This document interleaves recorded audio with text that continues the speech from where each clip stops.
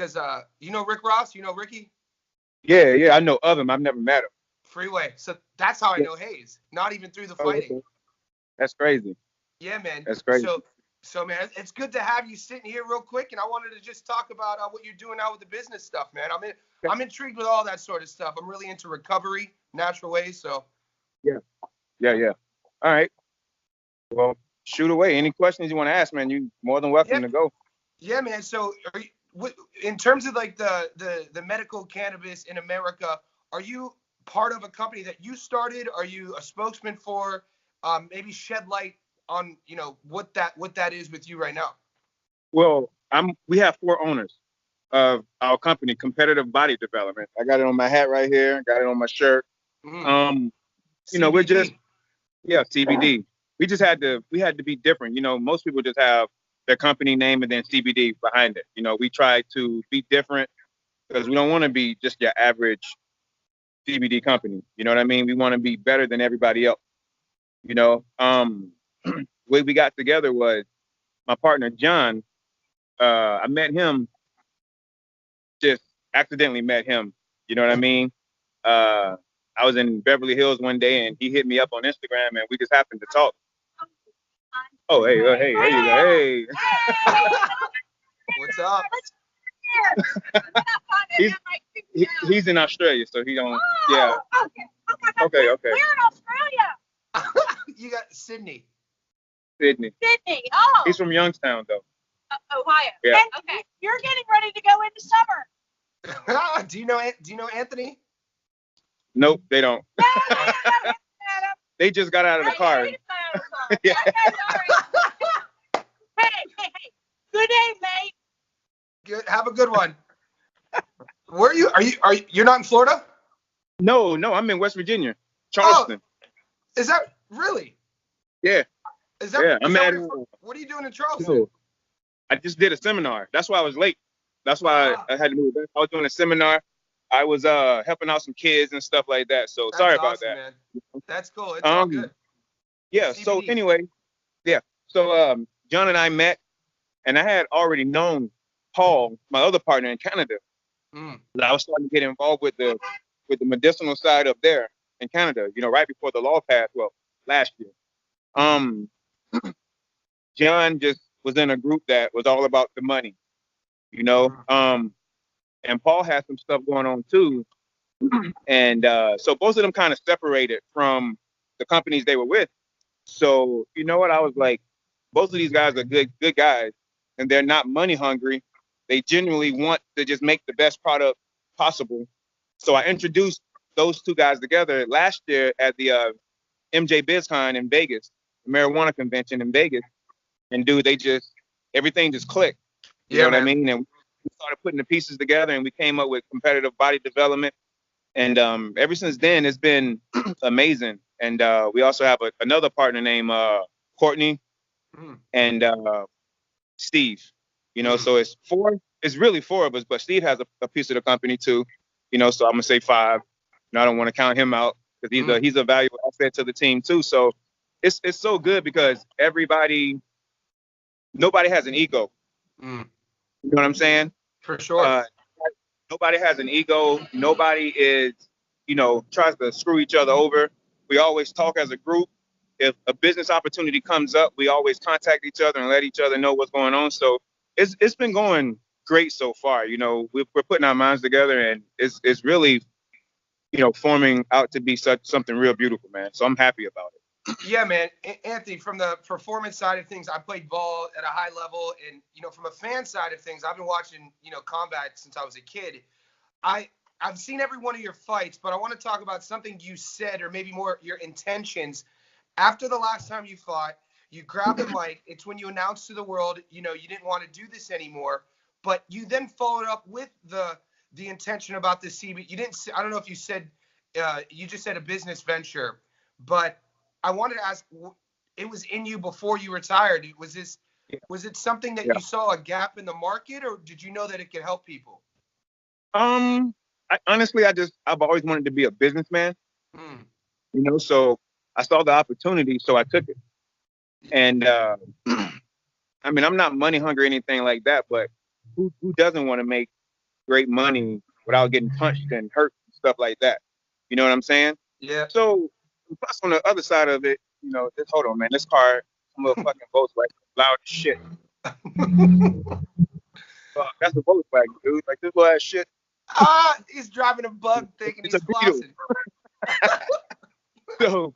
So I saw the business side of it, and I just saw that, like, this is my opportunity to become a businessman with some legit people. So I stepped up and was like, I want to do this. But I was also getting tired of walking on eggshells and not being able to really express myself the way I want to, because when you are professional athletes, they see you in a different way. You know what I'm saying? You can't really be yourself. You know what I'm saying? And I hold yourself to a higher standard, and I get that and I respect that. But I just wanted to, I want to do something more. I want to do something more for myself and my family and the rest of the world. Correct me if I'm wrong. I was getting the impression that they were like, with you, they were trying to limit your words, and you felt that, like, because Corey always told me how smart and how passionate, and I have the quote down, how genuine and humble of a guy you were, and I almost got the fact that you didn't like hurting people. Like, it was like they wanted to portray you as like a giant, and maybe I'm wrong. This is my thing. I was never a fighter. I was an athlete that learned how to fight. I've never been scared of anybody. So, because I'm an alpha male at the end of the day, we're men. You know what I'm saying?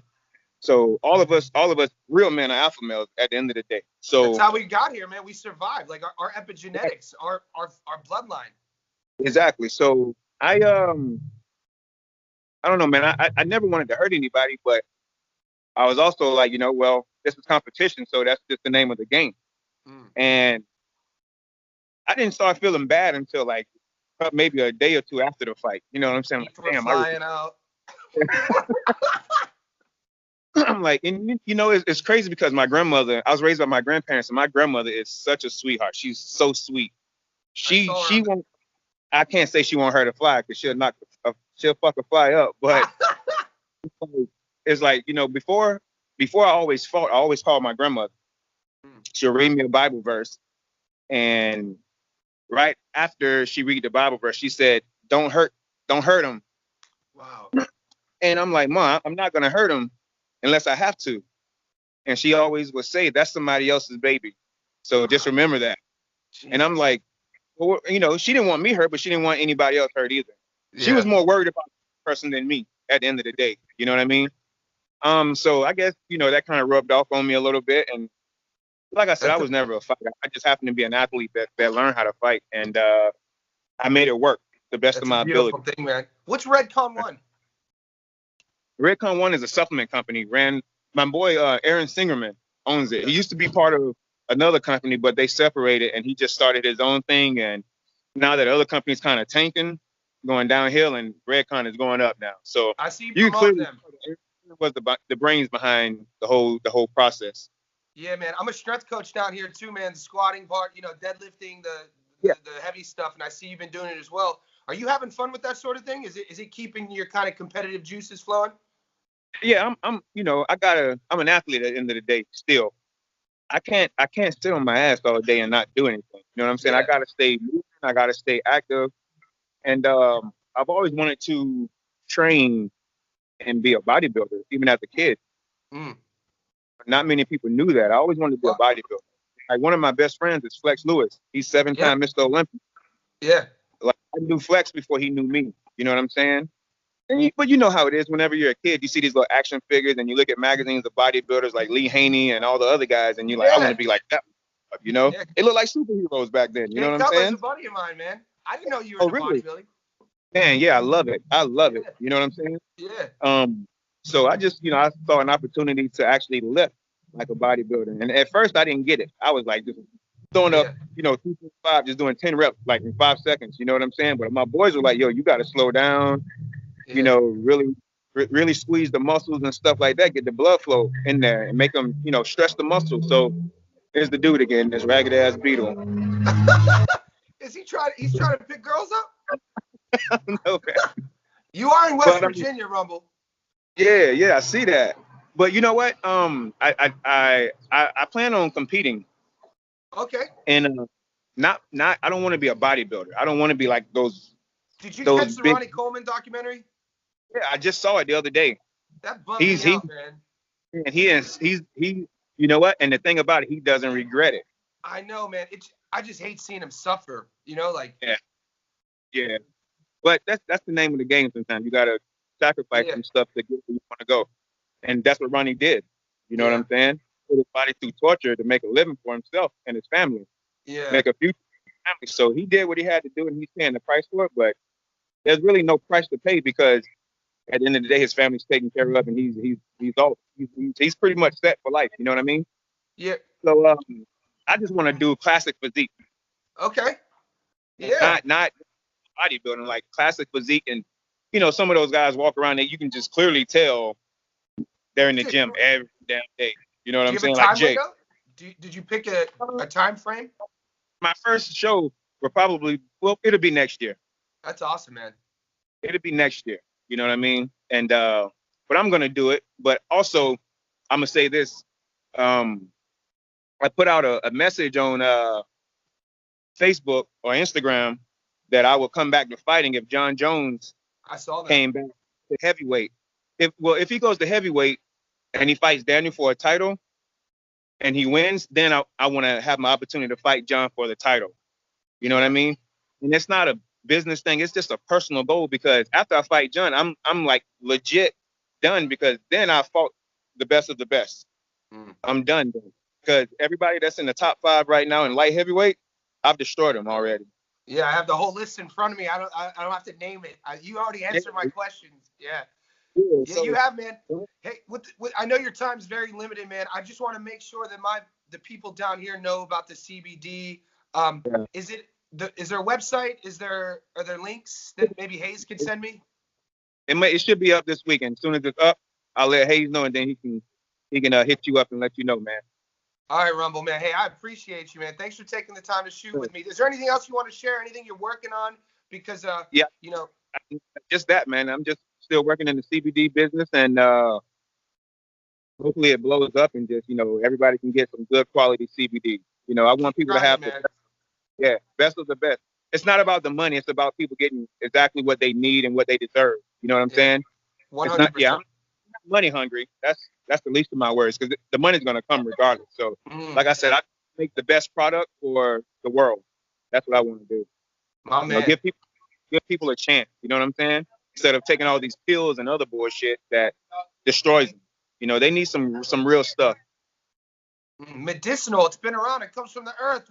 We've lost our way, Rumble. We've lost our way. But you know what? Uncle Sam knows what it's capable of, and they're starting to finally come around, get some sense. You know what I'm saying? And yeah.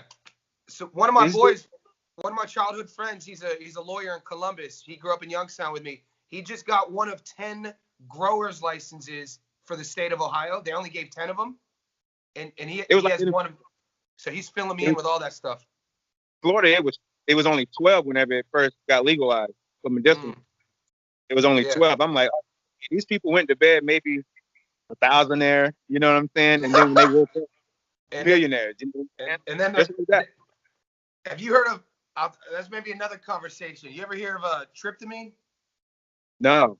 It's a neurotransmitter produced in our brain, and it's produced by our pineal gland. And it's dimethyltryptamine, DMT. It's a dude I just had on. He's an author, and it's in everything. It's in plants, and it's in microdosing. It's proven to help with things like depression, a lot of psychosis disorders. But it's another natural thing that the government tries to deem like, I'm gonna read up. I'm glad you said that. I'm definitely gonna check it out. I'll send you a link. Okay. Yeah, I'll send you a link here. Sounds good. All right, Rumble, man, you be good. I'll get this up, edited, send it to Hayes, and I'll send you some links. All right, boss. Appreciate you. Take care. You too, brother. Bye-bye.